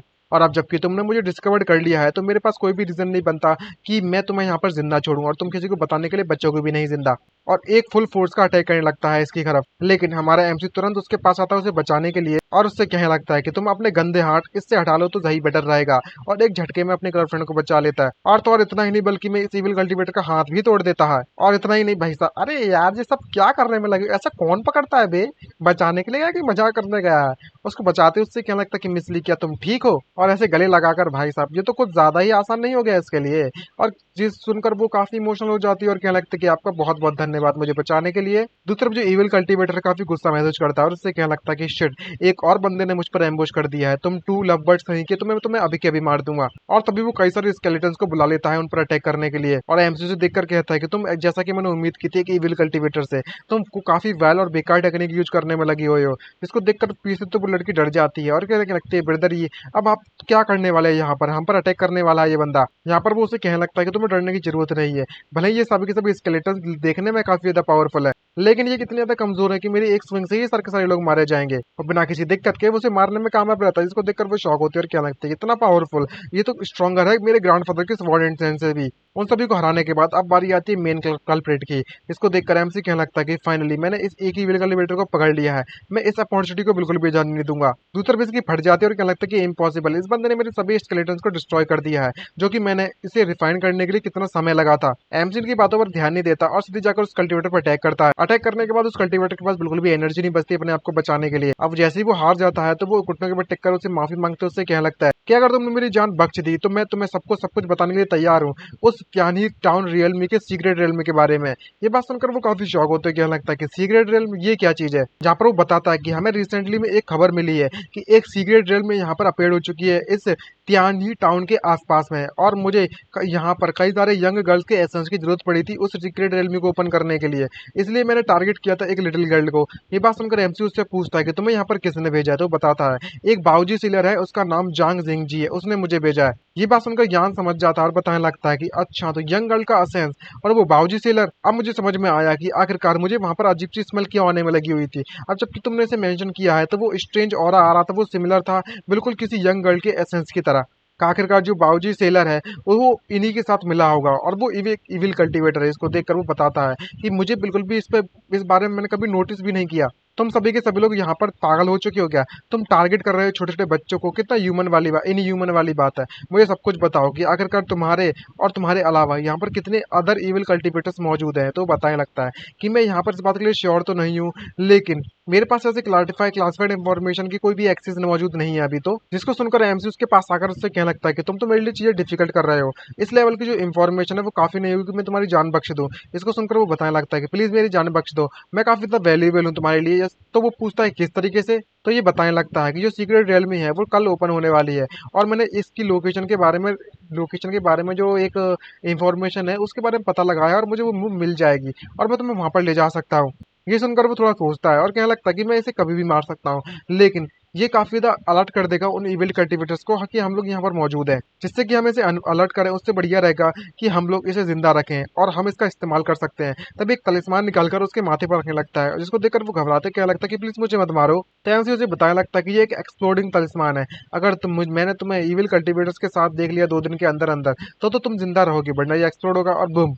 जिसको देखकर उसकी फट जाती है और वो माफी मांगते हैं, उससे कहने लगता है कि प्लीज प्लीज मुझे माफ कर दो, और आपका बहुत बहुत धन्यवाद, आपने मेरी जिंदगी बख्श दी है यहाँ पर, इसके लिए मैं कुछ भी करने के लिए तैयार हूँ। तो एमसी कहने लगता है कि तुम यहाँ से जा सकते हो, और वो रोल करते वहां से निकल जाता है। तो यान उसको देखकर कहने लगता है कि वाह, ये तो एक्चुअली में रोल होकर जाने में लगा हुआ है, सोचा नहीं था मैंने इसके बारे में। तुम इसलिए उसके पास आकर कहने लगती है कि ब्रदर ये आखिरकार हमें इस लिटिल गर्ल के साथ क्या करना चाहिए। तो वो बताने लगता है कि चलो हम इसे घर लेकर जाते हैं, ये काफी डेंजरस रहने वाला है, हम इस लिटिल गर्ल को बाहर नहीं छोड़ सकते। तो वो उसके ऊपर पैट करते हैं, उससे कहने लगता है लिटिल गर्ल तुम कहाँ पर रहती हो, मैं तुम्हें घर ले जाना चाहता हूँ। तो वो बताने लगते हैं कि मेरा जो हाउस है वो साउथ साइड में है टाउन के, और वह सभी के सभी लोग मिलकर वहां से जाने लगते हैं। और तभी जो लोग जाते हैं तो ऊपर से कोई देख रहा होता है और देखकर उससे कहने लगता है कि ये बंदा कौन है, एक वॉर मास्टर डीएलमी के ट्रैश बंदा इस तरीके से इंटरफेयर करने में लगा हुआ हमारे प्लान में। चाहे कुछ भी हो जाए, हमें मास्टर को जल्द से जल्द इसके बारे में बताना होगा और इसका हिसाब भी बराबर करना पड़ेगा। और जब उस छोटी बच्ची को घर पहुंचा देते हैं तो वो उसका धन्यवाद देते हैं उसके पेरेंट्स, और कहने लगते हैं कि यहाँ हमारे इस टाउन से कई सारी लड़कियां मिस होने में लगी हुई हैं और कई सारे चाइल्ड भी गायब हो चुके हैं और कभी तक आज तक एक भी बंदा जिंदा नहीं लौट के आया, और आपका बहुत बहुत धन्यवाद इसे बचाने के लिए। लेकिन हमारा एमसी कहने लगता है कि कोई बात नहीं, अब तुम जाकर आराम कर सकते हो, अब हमें भी वापस चलना चाहिए, बाय बाय। तो मिसली उससे कहने लगती है कि बेदर ये उन्होंने कहा था कि कई सारी लड़कियां यहाँ से गायब हो चुकी हैं और मिसिंग है इस टाउन से, तो जरूरी उन इविल कल्टीवेटर्स का ये सब काम होगा, क्या हमें इसके बारे में इन्वेस्टिगेट करना चाहिए आज रात को। तो एमसी काफी गुस्से में कहने लगता है कि तुम्हें चिंता करने की जरूरत नहीं है, क्योंकि जो पीसीज है वो ऑलरेडी एक जगह पर आ चुके हैं, अब सिर्फ और सिर्फ हमें एक सही मूवमेंट का इंतजार करना है। जहाँ पर वो यान को बुलाता है और उससे कहने लगता है कि मेरे पास तुम्हारे लिए एक मिशन है आज रात को। ये सुनकर वो पूछता है कि क्या मिशन, तो बताता है कि तुम जाओ और उस बाबूजी स्टॉल को पहले चेक करके आओ जो कि हमने दिन में देखी थी, मुझे वहां पर सस्पेक्ट है गर्ल्स वहां पर मौजूद होंगी। तो बताने लगता है कि तुम्हें ऐसा क्यों लगता है, तुम खुद से क्यों नहीं जा सकते हो और मुझे क्यों भेज रहे हो। तो बताता है कि तुम काफी छोटे हो और तुम्हें ज्यादा अटेंशन अट्रैक्ट नहीं करोगे, तो रिवॉर्ड के तौर पर मैं तुम्हें बढ़िया बढ़िया खाना दूंगा। और जैसे ही बात खाने की आती है तो वो तुरंत मान जाता है उसके साथ जाने के लिए। नेक्स्ट सीन में उसी सिलर के पास दिखाया जाता है जिसका नाम जांग जियांग जी है। एक बंदा आकर उससे कहने लगता है कि मास्टर, जिस बंदे को आप किडनैप करना चाहते थे वहां पर डेफिनेटली सस्पिशियस होने में लगा हुआ है, और वो बंदे ने हमारे प्लान के दौरान इंटरफेयर कर दिया है आज। उसकी जो ओल्ड बोन है वो फेल्ड हो चुका है उस लिटिल गर्ल को कैप्चर करने के लिए, यहाँ तक कि हमारे सीक्रेट रियल्म के बारे में भी उसने एक्सपोज कर दिया है। इसको देखकर उसे गुस्सा आती है और वो कहने लगता है कि इसकी हिम्मत कैसे बढ़ गई है, जो सीक्रेट रियल्म में है वो ओपन होने वाली है कल, कुछ भी यहाँ पर गलत नहीं हो सकता। जिसको सुनकर वो पूछता है कि मास्टर अब हमें क्या करना चाहिए, तो वो बताता है कि जल्दी जाओ और ओल्ड बोन को यहाँ पर लेकर आओ, और वो तुरंत इस बात से एग्री हो जाता है। और छोटा सा जो यान है वो सबको सुन रहा होता है और कहने लगता है कि जो ओनर की जो आइडेंटिटी है वो डेफिनेटली शेडी है, और पता चलता है कि ये कल्टीवेटर है वो भी इविल, लेकिन ये कुछ महसूस करता है और कहने लगता है कि कौन यहाँ पर चुपकर हमारी बातें सुनने में लगा हुआ है बे। और जैसे ही वो शूट करता है तो वो मटका वहां पर फूट जाता है और जहां पर वो यान वापस आ जाता है। इसको देखकर कहने लगता है कि बाहर निकल बे बेस्ट, कौन है तू। दूसरी तरफ हमारा एमसी आराम कर रहा होता और सोचते हुए कह रहा होता कि यान में को गए हुए काफी समय हो चुका है, मैं उम्मीद करता हूँ कि उसे कुछ भी नहीं हुआ होगा। और दूसरी तरफ इस लड़की के साथ आराम कर रहा होता है जो कि भाई साहब अब मैं क्या ही बोलूं यार, वो चढ़ बैठती है उसके ऊपर और कह रही होती है कि ब्रदर ये तुम तो वाकई में बहुत ज्यादा अच्छे बंदे हो। इसको देखकर एमसी पूरी से कंफ्यूज होता है, पता चलता है ये सो रही होती है और कहने लगता है मनी मन में मिसली वाकई में बहुत केयर फ्री है, इसने कहा था कि यहाँ पर कुछ भी डरने जैसी बात नहीं है। और ये पहले उस कल्टीवेटर को देखकर थोड़ा घबरा तो गई थी, लेकिन इसीलिए ये मेरे साथ मेरे बेड पर सोने में लगी हुई है, कोई वैसी बात नहीं है तुम सोच रहे हो। लेकिन यार भले ही मैं कोई सेंट वगैरह तो हूँ नहीं हूँ, लेकिन मैं इस तरीके से इसका एडवांटेज तो नहीं, फायदा तो नहीं उठा सकता ना। इसका हाथ को दूर करता है और अपने आप को किसी धीरे धीरे करके दूर करने लगता है, लेकिन ये वापस से हमारे एमसी का नाम पुकारती है और सिर्फ इतना ही नहीं बल्कि में वो हमारे एमसी के ऊपर तक चढ़ जाती है। इसको देखकर एमसी शॉक होते है, उससे कहने लगता है कि जरा एक मिनट रुको, ये सब क्या होने में लगा हुआ है, अगर ये सब ऐसे चलता रहा तो मैं अपने आप पर कंट्रोल खो दूंगा और मैं अपने आप को ज्यादा देर के लिए होल्ड कर नहीं रख सकता, मुझे जल्दी जल्दी से दूर करना होगा अपने आप से। और अपने हाथों से उसे दूर करने की कोशिश करने लगता है और उसके बाद सीधे जाकर हटा देता है साइड में। लेकिन ऐसा करते वक्त उस लड़की की आंखें खुल जाती है और जब वो एक दूसरे को इस ऑकवर्ड पोजीशन में पाते हैं तो क्या ही दिमाग में चल रहा होगा, और वो काफी शॉक हो जाता है और कहने लगता है कि मिसली अब तो जाग चुकी है, अरे नहीं कोई गलतफहमी जरूर होगी। और तभी वो अपने आप को बचाती है और कहने लगती है कि ब्रदर ये तुम ये सब क्या कर रहे हो। तो वो घबराती है, कहने लगता है कि मिसली आपको कोई गलतफहमी हो चुकी है, ये बस आप जो सोच रही हो वैसा यहाँ पर कुछ भी नहीं है। जब इनके बीच का रोमांस चल ही रहा होता है तभी यार भी उसके पास आता है और कहने लगता है कि मैं वापस आ चुका हूँ, जिसको देखकर एमसी काफी खुश होता है और कहने लगता है कि तुम बिल्कुल सही समय पर आई हो, ये जो एटमोस्फेयर है वो काफी ज्यादा ऑकवर्ड हो चुका था और सफोकेट होने लगा था मेरे लिए। तो यान उसे बताने लगता है कि मैंने कोई गर्ल्स तो नहीं ढूंढी, लेकिन यहाँ पर जो ओनर है वो डेफिनेटली एक इविल कल्टीवेटर है, इसकी जो आइडेंटिटी है वो काफी अनयूजुअल है, उसने ऑलमोस्ट मुझे डिस्कवर कर लिया था। वो अच्छा रहा कि मैं समय पर वहां पर निकलने में कामयाब रहा, और तो और इतना ही नहीं बल्कि मैं उन सभी को इसके बारे में पता चल चुका है कि तुमने इस लड़की को बचा लिया है और यहाँ पर किसी ओल्ड मॉन बंदे को जिसको हमने कैद किया था वो समन करने के लिए कह दिया है। तो वो पूछता है कि भाई ये ओल्ड मॉन कौन है, ओल्ड मॉन कौन है। तो बताने लगता है कि वो कल्टीवेटर जो कि उस लड़की को किडनैप करने के लिए कोशिश कर रहा था आज रात को। जिसको देखकर वो काफी शॉक होता है और कहने लगता है कि उसको एक इविल कल्टीवेटर को समन कर सकता है। इससे पता चलता है कि इसकी आइडेंटिटी ट्रूली में वाकई में बहुत ज्यादा बड़ी है, और तभी एक डीमन क्रिस्टल उसको देने लगता है। इसको देखकर यान काफी खुश हो जाता है और एमसी मन में सोचते हुए कहने लगता है कि चलो देखूं तो, अगर उन्हें जो करना है वो करने दो, मैं जाकर ये किंगटन उनके मकसद को पूरा नहीं होने दूंगा, और ना ही मैं उनसे कभी डरता था ना ही डरता हूँ। तभी नेक्स्ट सीन का दिखाया जाता है, यहाँ पर वही फिर से पहुंच जाता है, वही बेचने वाला मोमोस या फिर डम्पलिंग्स बेचने वाला। कहने लगता है कि जो ओल्ड बोन, क्या तुम्हें पता है कि मैंने तुमसे कल क्या कहा था? अगर तुमने प्लान सुन लिया है तो चलो चालू करते हैं, मुझे डिसअपॉइंट मत करना इस बार, वरना तुम्हारी जो फैमिली के लोकेशन है उसको मैं वो सब लोगों को रिवील कर दूंगा सामने। अब इसके पास कोई भी ऑप्शन नहीं बचता, तो उससे एग्री होता है। दूसरी तरफ हमारा एमसी अपनी बढ़िया से नींद लेकर उठता है और उसके साथ साथ मिस ली भी उठ जाती है अपने यान के साथ, और उसे काफी मजा आता है सोकर। तभी ओल्ड बॉन उसके तरफ उड़ के आता है और उसे बताने लगता है कि मास्टर, मैंने सीक्रेट रियलमी की एग्जैक्ट लोकेशन के बारे में पता लगा लिया लास्ट नाइट, और मैं आपको रिपोर्ट करने के लिए आया हुआ हूँ। तो वो पूछता है कहाँ पर है वो, तो बताने लगता है कि साउथ ईस्ट कॉर्नर पर आउटसाइड में त्यानी टाउन में और उसकी वैली के पास ये सीक्रेट रियलमी जल्द ही ओपन होने वाली है, और कई सारे जो इविल कल्टीवेटर से आसपास के वो वहां पर पहुंचने वाले हैं, और मैं भी वहां पर जाने के लिए तैयार हूँ। तो एमसी उससे कहने लगता है कि इस बंदे ने लास्ट नाइट को तुम्हें समन किया था और तुम यहाँ पर इतने जल्दबाजी करने में लगे हो, यहाँ पर कुछ ना कुछ तो फिश जरूर है, और ठीक है अगर ऐसी बात है तो मैं तुम्हारी बात मानने के लिए तैयार हूँ। चलो देखते हैं कि ये कौन सी ट्रिक यहाँ पर अपनाने वाला है। और कहने लगता है कि वेल डन, अगर ये वाकई में स्मूथली जाता है तो मैं तुम्हारी बॉडी से एक्सप्लोड तालिस्मान को रिमूव कर दूंगा। ये सुनने के बाद ये ओल्ड बॉन काफी खुश हो जाता है, और तभी वो लोग फाइनली लोकेशन पर पहुंच जाते हैं। तो बताने लगता है कि मास्टर, जो सीक्रेट रियलमी है वो इसके अंदर है, एक केव के अंदर, जिसको देखकर एमसी को कुछ अजीब लगता है, और देखकर कहने लगता है कि साफ साफ पता चलता है कि ये सीक्रेट रियलमी नहीं बल्कि मैं क्लियरली एक फॉर्मेशन है। अगर मैं प्रोफिशिएंट नहीं होता फॉर्मेशन में तो मैं शायद इसके तरह बेवकूफ बना दिया जा चुका होता, लेकिन फिर भी मैं देखना चाहता हूँ कि आखिरकार ये करना क्या चाहते हैं। और वो तुरंत उस फॉर्मेशन में जैसे ही एंटर करता है तो कई सारे धागे होते हैं एनर्जी के, वो हमारे एमसी को चारों तरफ से पकड़ लेते हैं, जिसको देखकर जी घबरा जाती है और कहने लगती है, अरे ये बिरदर, ये आपको क्या हो गया? जब वो बन जाते हैं तो कई सारे कल्टीवेटर्स आते हैं, उससे कहने लगते हैं कितना बेवकूफ बंदा है, इतनी सिंपल ट्रिक से ये फंस चुका है हमारे बीच में, लेकिन हमारे एमसी को कोई फर्क नहीं पड़ता है छोटी मोटी बातों से। जहाँ पर वो बंदा आकर कहने लगता है कि तुमने मेरे प्लान्स में टांग अड़ाने की कोशिश की, अब तुम पक्का मारे जाओगे, और अटैक करना चालू कर देता है। लेकिन जब एमसी उस पर अटैक करते हुए देखता है तो उसे घंटा फर्क नहीं पड़ता इन छोटी मोटी बातों से, और तभी वहां पर एक जोरदार धमाका दिखाया जाता है। इसको देखने के बाद मिसली काफी घबरा जाती है और काफी डर भी जाती है, और सभी के सभी इविल कल्टीवेटर काफी खुश होते हैं और कहने लगता है कि जैसा कि बॉस से हमने उम्मीद की थी, ये हमारी जो सक्सेस है अब तो वो गारंटेड हो चुकी है। तो बॉस उसे बताने लगता है कि ये इसे मारना, स्मॉल फ्राई को मारना हमारे लिए कोई बड़ी बात नहीं थी, ये सिर्फ वॉर मास्टर रियलमी का ही तो बंदा है, और यहाँ पर कुछ भी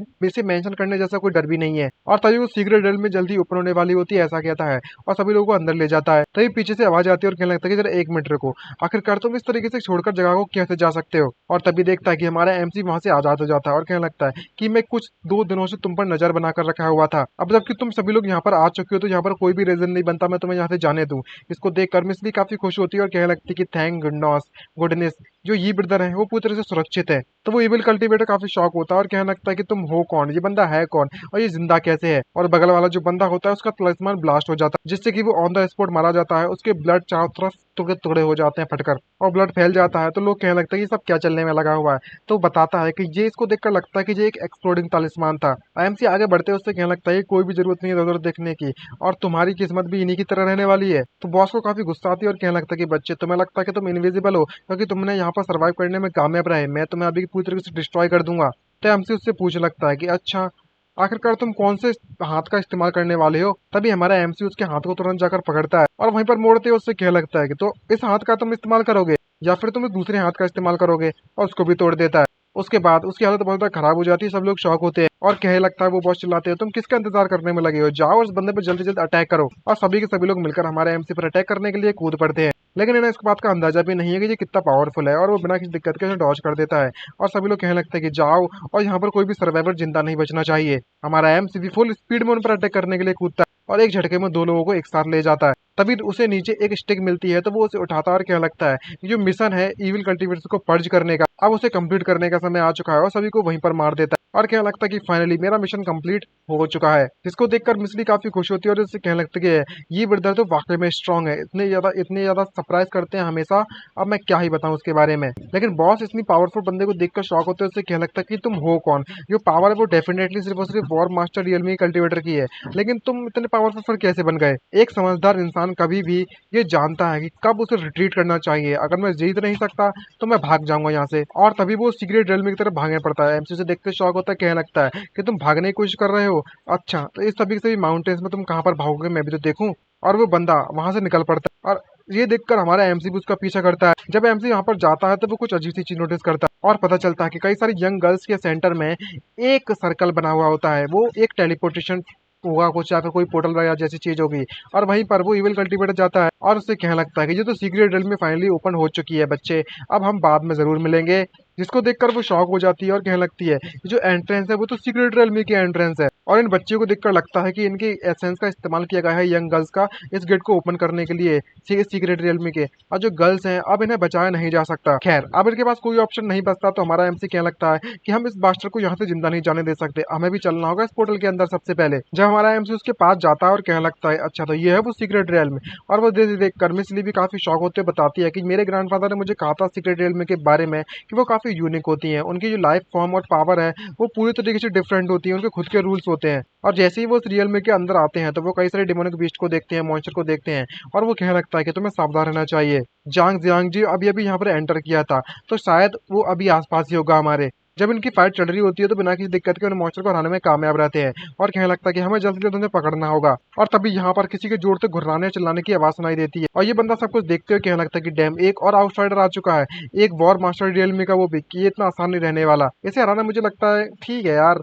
इसे तो मैं आसानी से पकड़ लूंगा, इसका नाम जांग गुआगु है। तभी वो एक सिटी में जाता है जिससे कि हमारे एमसी के चारों तरफ कुछ अजीब सा होने लगता है, जिसको देखकर वो घबरा जाता है और पूछने लगता है कि ये सब क्या चल रहा है। तभी कुछ लोग उसके पास आते हैं और कहने लगते हैं कि ट्रांसपर्सर आज तो तुम्हें मरना पड़ेगा। तभी हमारा एमसी मिसली को बचाते हैं, उससे कहने लगता है कि आपको थोड़ा सावधान रहना चाहिए। और दोनों का युद्ध चालू हो जाता है। यहाँ पर हमारा एमसी खूब ताबड़तोड़ फाइट करता है, लेकिन एमसी को इन सभी से बिल्कुल भी फर्क नहीं पड़ता। एक ही झटके में एक मुक्का मारता है और वो बंदा दूर जाकर गिरता है। तभी अचानक से कुछ देखती है मिसली और वो चिल्लाती है ब्रदर ये जरा अपने पीछे तो देखो। तभी पीछे देखता है तो वो बंदे कुछ उस पर अटैक कर रहे होते हैं, लेकिन हमारा एमसी सिर्फ एक पंच मारता है और वो तीनों के तीनों दूर जाकर गिरते हैं। उनकी हालत बहुत ज्यादा खराब हो जाती है, तो इनके लीडर काफी शॉक हो जाता है इसको देखकर और कहने लगता है कि ये आउटसाइडर भी काफी ज्यादा स्ट्रॉन्गर है लास्ट टाइम के मुकाबले में, ये तो ओवर, हमारा विलेज अब पूरी तरह से डिस्ट्रॉय होने वाला है। और तभी हमारा एमसी उस बंदे को पकड़ता है, उससे पूछने लगता है कि तुम कौन हो और तुम हम पर अटैक क्यों करने में लगी हुई हो। तो बताने लगता है कि हम लोग जांग विलेज के लोग हैं और एक आउटसाइडर ने हमारे ट्रेजर को चुरा लिया है और विलेज ने ऑर्डर दिया है कि जो भी आउटसाइडर देखे हम उसे मार दें। जिसको देखकर आमसी काफी शौक होते कहने लगता है कि एक ट्रेजर चुरा लिया है, क्या ये जांग जियांग जी है और क्या ऐसा हो सकता है। लेकिन इस बात में सेंस नहीं बनता, ये अभी भी तो एंटर किया है, आखिरकार ये इतनी आसानी से ट्राई इसकी चीज को चुरा कैसे सकता है। तो इसलिए आगे आती है उससे पूछने लगती है कि ब्रदर ये ग्रैंडफादर ने मुझसे कहा था कि सीक्रेट रियलमी की और जो होती है वो उनका टाइम डिफरेंटली फ्लो करता है अपने ओरिजिनल वर्ड से, और उसमें मैं टेस्ट करना चाहती हूँ। तो ये टाइम मुझे लगता है कि यहाँ पर 10 टाइम्स फास्टर है हमारे मुकाबले में। इसको देख कर वो बताता है और क्या लगता है कि अच्छा तो सीक्रेट रियलमी काफी मिस्टीरियस है, मानना पड़ेगा। और एमसी उससे पूछता है कि मुझे बताओ कि आखिरकार जिस बंदे ने वो ट्रेजर चुराया है वो कहाँ पर है। तो बताता है कि वो एंशिएंट हाई कांग स्टोन के पीछे पड़ा हुआ है और वो ड्रैगन बैंक माउंटेन पर गया हुआ है। जिसको सुनकर हमसे पूछता है कि ड्रैगन बैंक माउंटेन आखिरकार ये क्या चीज है। तो वो बंदा उसे बताने लगता है जो लाइट तुम्हें चमकती हुई दिखाई दे रही है ना, वो वही जगह है जहाँ पर सारी की सारी सीक्रेट रियलमी के हाई कंग स्टोन वहीं पर पैदा होते हैं या फिर बनते हैं, और ये एक्सलेट कर सकते हैं किसी भी कल्टीवेशन को 10 फोल्ड। बट कोई भी आज तक सर्वाइव होकर वहां से वापस लौटकर नहीं आया। जिसको देखकर वो शॉक हो जाता है और कहने लगता है कि 10 टाइम्स फास्टर होती है, इसका मतलब ये हुआ है जो हाई कांग स्टोन है वो एक्सलेट कर सकता है किसी भी कल्टीवेशन को। ये तो काफी फायदेमंद चीज है। जांग जियांग जी तुम तो वाकई में मेरे लकी स्टार निकले, मैंने सोचा भी नहीं था इसके बारे में। जहाँ पर हमारा एमसी उसको छोड़ता है और वहां से जाने लगता है और कहने लगता है कि मिसली अब हमारे साथ चलो तुम भी। जब ये बंदा ये सब देखता है तो कंफ्यूज होता है, इससे कहने लगता है कि ये पर्सन कुछ डिफरेंट फील हो रहा है प्रीवियस आउटसाइडर से, ये हार्मलेस है। और तभी वो सबसे पहले एमसी को रोकता है, तो एमसी उससे पूछता है कि क्या हुआ, तुम हमें क्यों रोक रहे हो। तो बताता है क्या तुम यहाँ पर मुझे अपने साथ ड्रैगन बिग माउंटेन पर ले जा सकते हो। तो वो क्या पूछता है कि आखिरकार मैं तुम्हें अपने साथ क्यों ले जाऊँ। तो वो बताता है कि मैं भी तुम्हारे साथ एक डील करना चाहता हूँ, तुम हमारी मदद करो उस अनदर आउटसाइडर को मारने के लिए और मैं तुम्हारी मदद करूंगा उस एंशिएंट हाईकांग स्टोन पर पास जाने के लिए, कैसा रहेगा। जिसको सुनकर एमसी मुस्कुराता है और सोचते कहने लगता है कि ये बच्चा काफी ज्यादा सीक्रेट रियलमी के बारे में जानता होगा, तो अगर मैं इसे अपने साथ ले जाता हूँ तो काफी बेनिफिशियल रहने वाला है। और दोनों के दोनों इस डील से एग्री हो जाते हैं। और जब वे लोग वहां से जा रहे होते हैं तो आधा घंटा का समय निकल जाता है जाते जाते, और वो उससे पूछने लगती है कि यहाँ पर रूल है इस विलेज में कि हम लोग यहाँ पर किसी भी आउटसाइडर को नहीं ला सकते हाईकांग स्टोन के पास में, लेकिन लेजेंड्स से कहा जाता है कि इसे एक्टिवेट कर सकती है कल्टीवेशन बेस को और टाइम की पावर को कंट्रोल कर सकती है। लो हम लोग यहाँ पर पहुंच चुके हैं और इसके आसपास हमें यहाँ कुछ भी हो जाए कोई बात मत करना इस फ्लोवर के फील्ड के अंदर जाने के बाद। ये सुनकर वो पूछती है कि ऐसा क्यों। तो बताता है जो हाईगैंग स्टोन की पावर है वो काफी मैजिकल है और कोई भी आसपास के जो प्लांट्स हैं वो उनको लाइफ मिल चुकी है और वो तुम्हें सावधान रहना चाहिए। जिसको देखकर एमसी पहचानते हैं, उससे कहने लगता है कि यहाँ पर एक फुटप्रिंट मौजूद है। तो वो लड़की से देखकर कहने लगती है कि ये जरूरी वो जांग जियांग जी के होंगे जो कि अभी अभी अंदर गया था, और वो उसको फील करने की कोशिश करती है और डिटेक्ट करने की कोशिश करती है और बताती है कि मैं यहाँ पर ट्रैकिंग टेक्निक जो कि ग्रैंडफादर के द्वारा मुझे सिखाई गई थी, मैं उसका इस्तेमाल करूंगी इन्वेस्टिगेट करने के लिए। और वो तुरंत पहचान लेते कि ये बंदा है कहाँ पर और उसकी लोकेशन के बारे में पता चल जाता। और जब ऐसा होता है तो वो तुरंत एमसी को बताते हैं। उससे कहने लगता है कि ब्रदर जी, ये बंदा इस तरफ भाग गया है और वो बैरियर के पास में है। इसको देखकर एमसी कहने लगता है कि अब हमें इसका पीछा जल्द से जल्द करना पड़ेगा, इससे पहले कि वो जहाँ से जल्दी भाग जाए हमारे। और तभी हमें दिखाया जाता है इस बंदे को, जो कि एक अजीब सी टेलीविजन फॉर्मेट के पार फिर पहुंच चुका है और काफी खुश नजर आ रहा है। और कहने लगता है कि फाइनली फाइनली मैं इसे ढूंढ लिया है और मैंने इसे पा लिया है। जब तक मैं इस डमरू को बजा दूंगा तो जो सील है इस हाईकांग स्टोन पर वो ओपन हो जाएगी। और जब ऐसा होने लगता है तभी अचानक से वहां पर हवा बहने लगती है। इसको देखकर वो खुश होते हुए कहता है कि इसके अंदर से जो पावर एमिट हो रही है वो काफी फायदेमंद है और मेरे को इसे हासिल करने के लिए कुछ ना कुछ तो करना पड़ेगा। अब मैं अपनी एक्साइटमेंट को और हाइड नहीं कर सकता। लेकिन जैसे ही वो उसके नजदीक जाने की कोशिश करता है तो उसकी बॉडी के साथ कुछ होने लगता है और एक ही झटके में टाइम का फ्लो इतना तेज होता है कि उसकी पूरी की पूरी बॉडी गायब हो जाती है और सिर्फ उसका स्केलेटन यानी कंकाल बचता है और आसपास सिर्फ और सिर्फ ब्लड की स्मेल बचती है। तभी हमारे एमसी की टीम भी वहां पर पहुंचती है और पहुंचने वो आसपास देखती है कि सारे के सारे जो प्लांट्स हैं वो मुरझा चुके हैं और सारी की सारी एनर्जी को एब्जॉर्ब किया जा रहा है किसी के द्वारा। ये देखकर ये काफी शॉक होता है और कहने लगता है कि देखकर लगता है किसी ने उस हाईकांग स्टोन की सील को तोड़ दिया है और वहां से पावर लीक होने में लगी है। तो एमसी कहने लगता है कि आखिरकार ये क्या लीक होने में लगा हुआ है। तो बताता है जो हाईकांग स्टोन है वो एक्सलेट कर सकता है टाइम को, लेकिन इसके जो कोइंसिडेंस है वो अनप्रेडिक्टेबल है। हम इसके बारे में सोच भी नहीं सकते इसके अंजाम के बारे में। दूसरी तरफ वहां पर जो बीस्ट प्लांट होते हैं वो भी उन पर अटैक करने के लिए कूद पड़ते हैं और अब यहाँ पर मिसली बताने लगता है कि ब्रदर ये जब प्लांट्स को देखकर लगता है कि ये मॉइस्चर में बदल चुके हैं। जो हाईकांग स्टोन है वो खुद लाइफ देता है उन सभी को और उन प्लांट्स को यूज करना चाहता है हम सभी को मारने के लिए। अगर हम लोगों ने उस हाईकांग स्टोन को रोका नहीं तो जो प्लांट्स हैं वो एंडलेस रहेंगे। और हम लोग इस सिचुएशन में क्या करना चाहिए, क्या हमें रिट्रीट करना चाहिए? यहाँ पर ये बताता है कि मैं रिट्रीट बिल्कुल भी नहीं करने वाला। अगर हाईकांग स्टोन को ऐसे छोड़ दिया और इसकी पावर लीक होती रही तो मेरा क्लैन को भी अफेक्ट पड़ेगा इससे, और मैं ऐसा तो बिल्कुल भी नहीं होने दे सकता। और वो कूद पड़ता है उस पर अटैक करने के लिए। तभी एक प्लांट आता है उस बंदे को तुरंत पकड़ लेता है और उसे खाने की कोशिश करने लगता है। लेकिन एमसी पावर का यूज करता है, स्वॉर्ड से उनके प्लांट को काट देता है और जहाँ पर वो बंदा आजाद हो जाता है किसी तरीके से। आजाद होकर सीधे नीचे गिरता है। ये देखकर शॉक होते उससे कहने लगता है कि आखिरकार तुम मुझे यहाँ पर क्यों बचाने में लगे हो? तो एमसी बताने लगता है कि तुम यहीं रहो और इधर उधर भागना बंद कर दो। और कहता है यान में ही चाहे कुछ भी हो जाए इन सभी को प्रोटेक्ट करना जब तक मैं वापस नहीं आ जाता। और वो एग्री हो जाता है। यहाँ पर वो दिखाया जाता है कई सारी जो बीन्स होती हैं वो एक साथ मिलकर उस पर अटैक कर रही हैं। लेकिन यान में को फर्क नहीं पड़ता, वो अपनी ड्रैगन फॉर्म में आ जाता है और सभी को प्रोटेक्ट करने लगता है उन सभी प्लांट से। और फाइनली हमारा एमसी उस पोर्टल के काफी ज्यादा नजदीक आ जाता है और वो महसूस करता है कि यहाँ पर कुछ ना कुछ तो गड़बड़ जरूर है और बहुत ज्यादा एनर्जी भी रिलीज हो रही होती है ना उसके अंदर से, इसीलिए। और उसके पास जाकर देखता है तो वहां पर उसे एक स्केलेटन दिखाई देता है। तो वो कहने लगता है कि आखिरकार ये बंदा Huang Zhang Jiang ji, I mean जो जांग जियांग जी का ऑरा महसूस होने में लगा हुआ है। क्या ऐसा पॉसिबल हो सकता है कि ये बंदा यहाँ पर आकर मर चुका है? तो मैं वाकई में तुम्हारे साथ अच्छा हुआ, तुम्हारी तो ऐसा ही होना चाहिए तुम्हारे साथ तो। और जब वो उस पोर्टल के अंदर घुसता है हमारा एमसी, तो वो कुछ अजीब सा नोटिस करता है कि एक स्टोन है जो कि एनर्जी रिलीज कर रहा है और उस स्टोन के पास एक डिमोनिक बीस्ट दिखाई दे रहा है। जिसको देखकर वो शॉक होता पूछता लगता है कि हाईकांग स्टोन एब्जॉर्ब कर लिया जा चुका है एक डिमोनिक बीस्ट के द्वारा। जहाँ पर वो डिमोनिक बीस्ट कहता है कि मैं स्पिरिट हूँ इस हाईकांग स्टोन की और कोई भी ट्रैश डीमन बीस्ट नहीं हूँ। जिसको देखकर एमसी पूछने लगता है कि एक स्पिरिट आप समझ में आया तो तुम हो काफी ज्यादा जो तुम्हारी जो स्पिरिचुअल बॉडी है वो इस हाईकांग स्टोन से हैज्ड हो चुकी है। जिसको सुनकर डिमोनिक बीस्ट कहने लगता है कि तुम्हारे पास तो काफी नॉलेज है और बताता है कि कम से कम कई हजार साल गुजर चुके हैं तो काउंटलेस लोग यहाँ पर आए थे इस सीक्रेट रैली में ताकि वो मेरी पावर को हासिल कर सके, लेकिन तुम ही एक ऐसे बंदे हो जो कि यहाँ तक पहुंच पाया मेरे इतने नजदीक। जिसको सुनकर एमसी बताता है कि अगर तुम्हें मेरे पर्पस के बारे में पता चल चुका है तो आखिरकार तुम अपना घुटनों के बल मेरे सामने क्यों नहीं टिक जाते हो? शायद मैं तुम्हारी मदद कर दूं या फिर मैं तुम्हें पीटूं उसके लिए। जिसको सुनकर वो जोर जोर से हंसता और कहने लगता है कि तुम में वाकई में हिम्मत आ चुकी है कि तुम यहाँ तक पहुंच चुके हो, लेकिन तुम काफी एरोगेंट हो। अब मेरे पास कोई भी ऑप्शन नहीं बचता। मैंने कम से कम 100 एरोगेंट फूल्स को यहाँ पर अपने हाथों से मारा है। जिसको देखकर एमसी मन में सोचते हुए कहने लगता है कि जो स्पिरिट है वो अभी हैज्ड हुई है हाईकांग स्टोन से, तो मुझे लगता है कि इसके टाइम के साथ तो इन्फ्लुएंस जरूर हुआ होगा।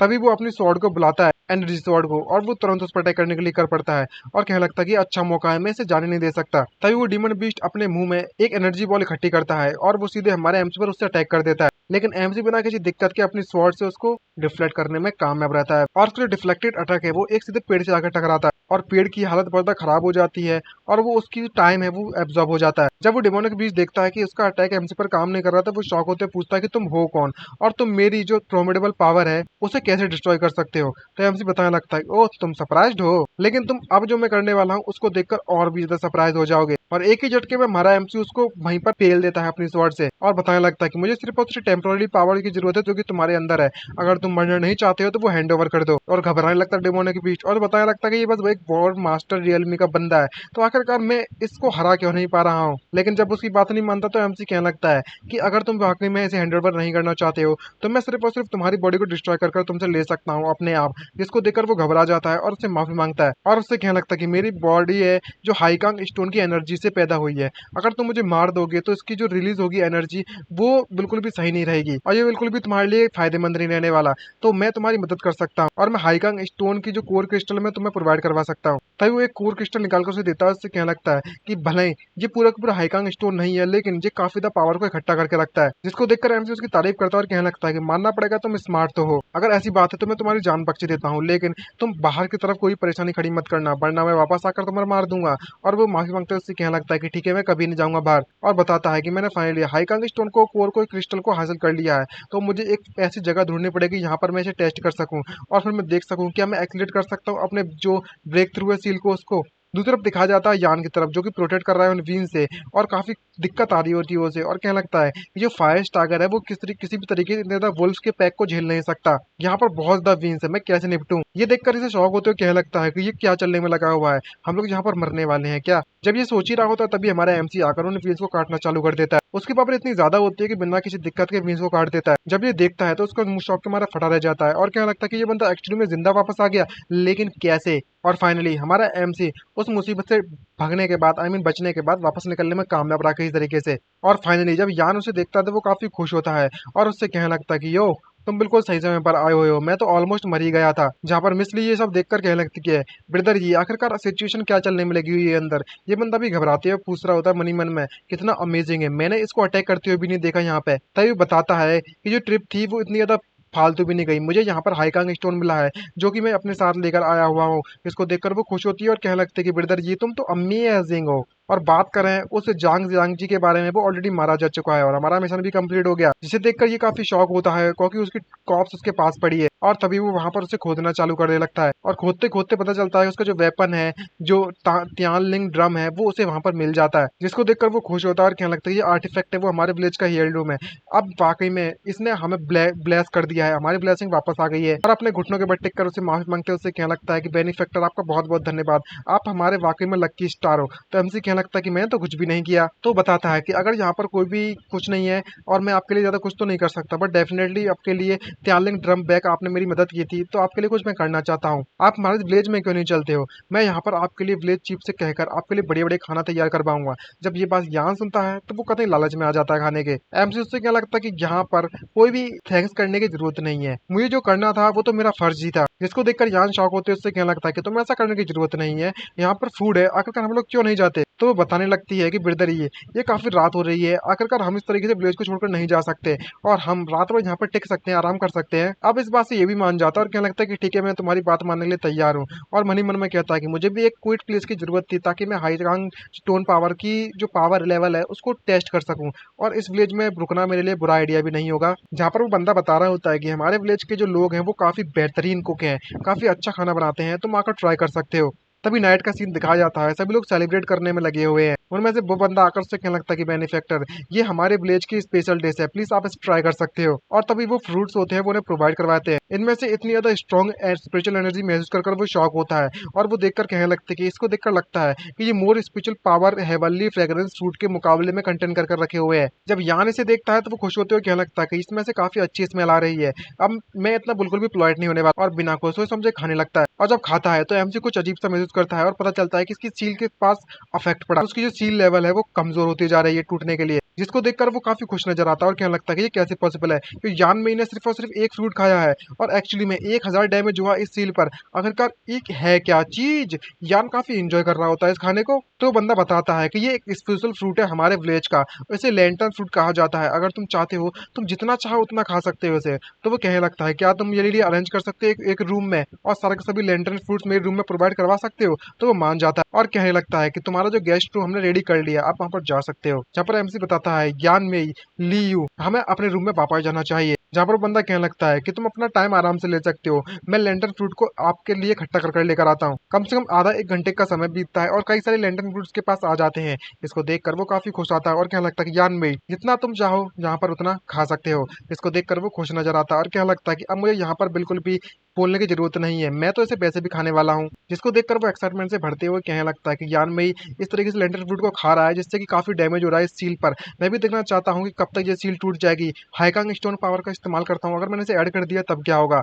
जहाँ पर वो लड़की उससे पूछने लगती है कि आप क्या कर रहे हो इसके साथ, तो बताने लगता है कि कुछ छोटा सा एक्सपेरिमेंट, और वो तुरंत उसकी पावर को एक्टिवेट कर देता है। और जब वो उसकी पावर को एक्टिवेट करता है तो उसकी जो थर्ड सील होती है वो धीरे धीरे करके टूटना चालू हो जाती है और वो कल्टीवेट करना जारी रखता है बैक टू बैक। और मनी मन में सोचते हुए कहने लगता है कि ये तो काफी अच्छा हुआ जो हाईकांग स्टोन है उसने एक्सीलेट कर दिया है सील की डिस्ट्रक्शन को, और इस तरीके से तो सिर्फ और सिर्फ लैंटर्न फ्रूट्स ही काफी होंगे ब्रेक थ्रू करने के लिए थर्ड सील मेरी। और भैया ये यान तो बढ़िया खाने में लगा हुआ है डिलीशियस फूड्स को। जहाँ पर वो कल्टीवेट कर रहा है तो लड़की उसको कोट पहनाती है और कहने लगती है कि आप कल्टीवेट कर रहे हो काफी इंपॉर्टेंट है, लेकिन आपको कोल्ड या फिर ठंड बढ़ने नहीं लगनी चाहिए। कल्टीवेट करते करते पूरा दिन रात निकल जाती है। सुबह होती है तो हमारे एमसी की आंखें खुलती हैं और वो देखता है कि उसके साथ में वो लेटी हुई है और यान ने भी सारा का सारा जो फ्रूट्स हैं वो खा लिए होते हैं। और वो भी अपनी कल्टीवेशन को चेक करते हुए कहने लगता है कि मैंने कल्टीवेट कर लिया है कंफर्टेबली लास्ट नाइट को, और मुझे इतना कंफर्टेबल लगा कि मेरी नींद आ गई थी। और जब वो देखता है तो वो काफी खुश होते हुए कहने लगता है कि अमेजिंग, यहाँ पर सिर्फ और सिर्फ 9 मिलियन हेल्थ पॉइंट्स बचे हुए हैं रिमूव करने के लिए।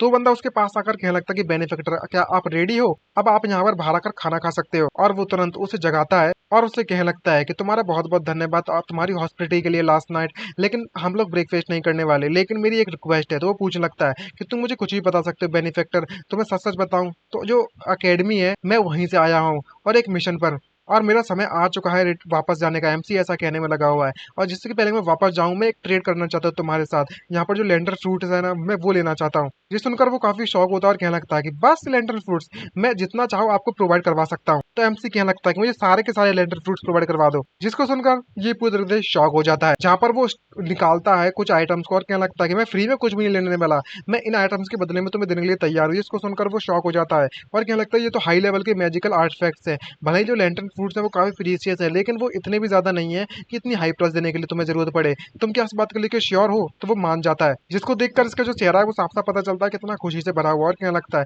कि ऑल राइट, मैं सभी लोगों को यहाँ पर बुलाता हूँ और लैंटर्न फ्रूट्स पिकअप करने के लिए अभी कभी इकट्ठा करता हूँ। और समय बीतता है, उसके बाद कई सारे बास्केट भर कर वो लैंडर फ्रूट्स के पास लेकर आता है और कहने लगता है कि लो आपके जो लैंडर फ्रूट्स हैं वो 5 बास्केट मैंने आपको प्रोवाइड यहाँ पर करवा दिए हैं। और हमारा एमसी अपने इसको स्टोरेज में सभी को इकट्ठा कर लेता है और मनी मन में कहता है इतने ज्यादा लैंडर फ्रूट्स का इस्तेमाल करके मैं ब्रेक थ्रू करने में कामयाब रहूंगा थर्ड सील को बिना किसी दिक्कत के। और कहने लगता है कि मिस ली हमारा मिशन खत्म हो चुका है, अब हमें वापस जाना चाहिए और इसके बारे में रिपोर्ट करना चाहिए। जहाँ पर मिशन हॉल पर वही टीचर होती है जिसने वो मिशन दिया था, और वो कह रही होती है जो मिशन है उसका जो मिशन का जो टाइम है वो ऑलमोस्ट खत्म होने वाला है, लगता है कोई भी यहाँ पर नहीं आ पाएगा। जब सब वो काफी ज्यादा उदास महसूस कर रही थी तभी एमसी एंटर लेता है और कहने लगता है कि टीचर मैंने आपका जो मिशन है वो कंप्लीट कर लिया है, जो मैंने एक्सेप्ट किया था, लो इसकी जो गारंटी उसका प्रूफ। जब सभी लोग देखते हैं तो शॉक होते हैं, कहने लगते हैं कि इतनी आसानी से इतनी जल्दी इसने मिशन कंप्लीट कर लिया है, किसी ने भी आज तक इतनी जल्दी मिशन कंप्लीट नहीं किया है, आधा साल लगता था। मुझे तुम पर बिल्कुल भी भरोसा नहीं होता, मुझे बिल्कुल भी डाउट हो रहा है तुम पर। और जैसे ही वो उस बक्से को खोलता है तो उसमें से कई सारे स्टोन्स निकलते हैं और ये देखकर वो शॉक हो जाती है और कहने लगता है ये तो इविल कल्टीवेटर्स के कोर है ना।